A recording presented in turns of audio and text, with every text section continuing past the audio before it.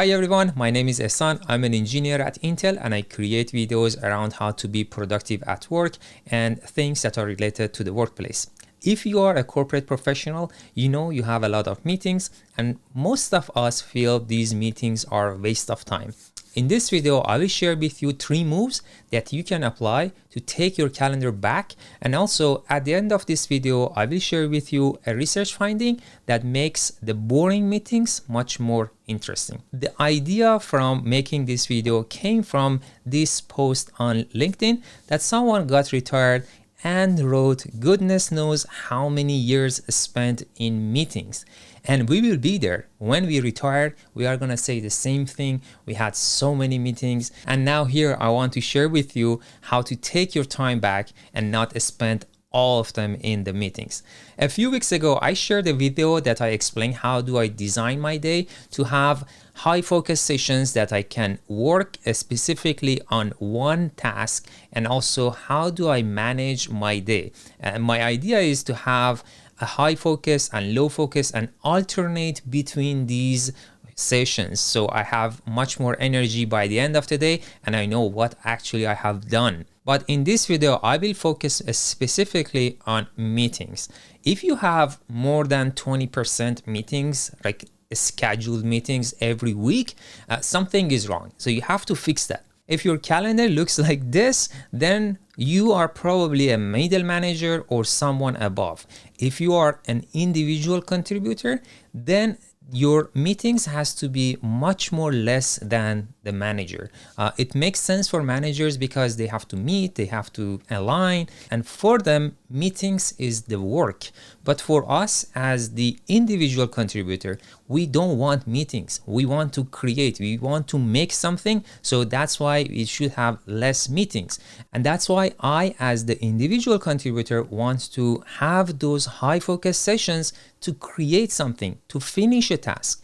And if you are not going to do that, if you have your day filled with the meetings, what happens, you are going to push those tasks to be done over shift. Once everyone is done with their work, you are going to start working and you are going to work over the weekend. And that's just a recipe for burnout. You need to protect those times, block those high focus sessions on your calendar so no one can schedule a meeting with you during that time, and you can focus on creating something. You need to focus to finish a task. And the second move is to audit your meetings for a week or 2 weeks, because some meetings are bi-weekly or monthly. Maybe you can audit it for a month and see how much time you spend in meetings and get those numbers, and then go and talk to your team. You probably have some working groups and you can bring that up, and you need to propose that in numbers. Let me explain that.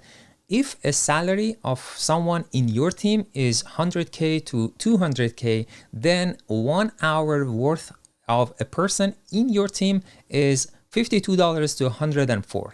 And then if you have a 1 hour meeting and your team has 10 people, then you can see it's $520 to $1,040 per meeting. This is for just 1 hour cost, because you have to multiply it by the number of individuals who are in the meetings. And then just imagine you have 5 of these meetings for a week, then you can see it's $2,600 to $5,200 per week for just meetings. And that's the cost that your company pays for the meeting.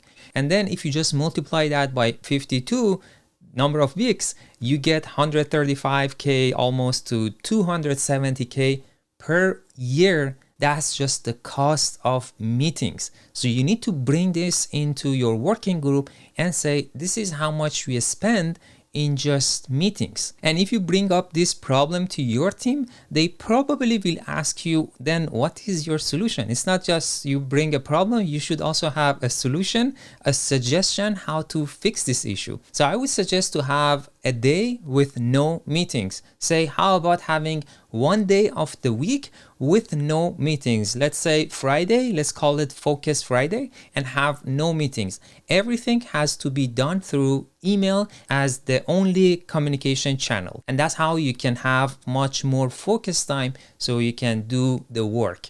But then if you get a pushback and they say, no, it's just too much, we are going to have like 52 days, then you can have your counter offer, which would be the very first Friday of each month. Let's just have a focus Friday, and this is just 12 days. And you can say, let's just experiment it, because people get much more defensive when they think this is going to be set on the stone. You can say, we are going to experiment that and see how it goes. If we liked it, we can keep it, and if we didn't like, we can just go back to the normal weeks. But what if you do all of these and then you still have to attend some meetings that are boring?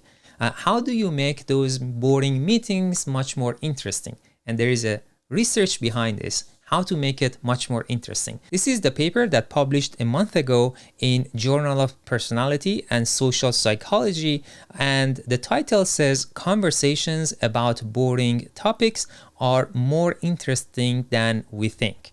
And I think this is very interesting. I put the link in the description below so you can read the whole article. But here I want to show you one figure that I think is very interesting in this paper.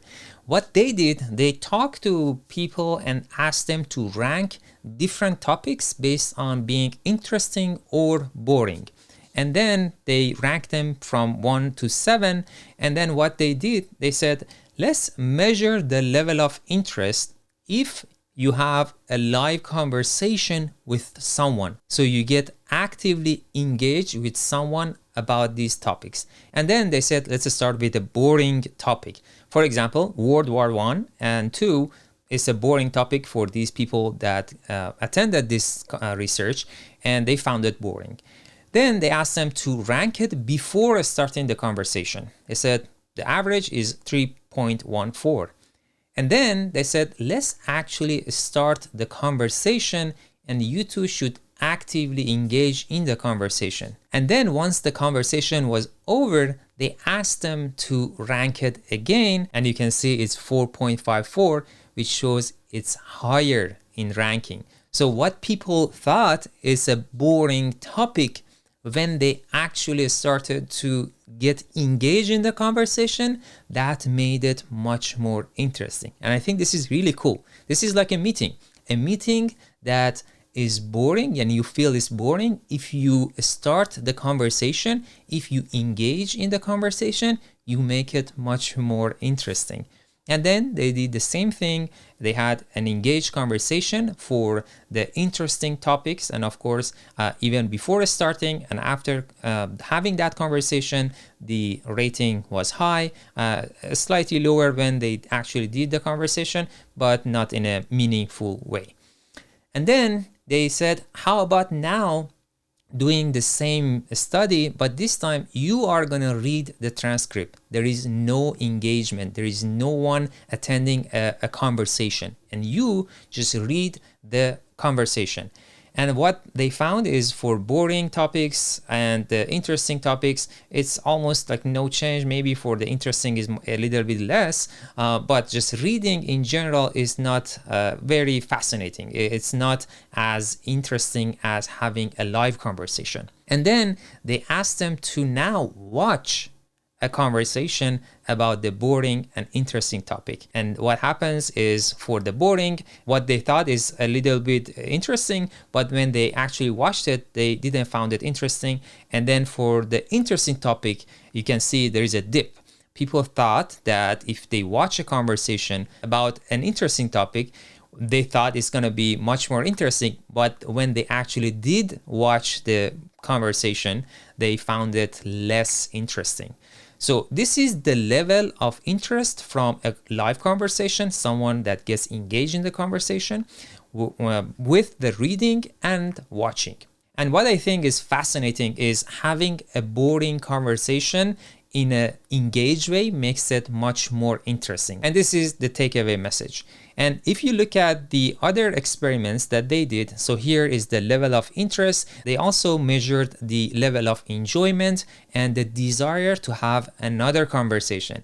And in all of these experiments, what they found is that the boring meetings, if you get engaged, then you have more desire to have another conversation, even if it's boring. And if you noticed, who asks the most questions in the meetings?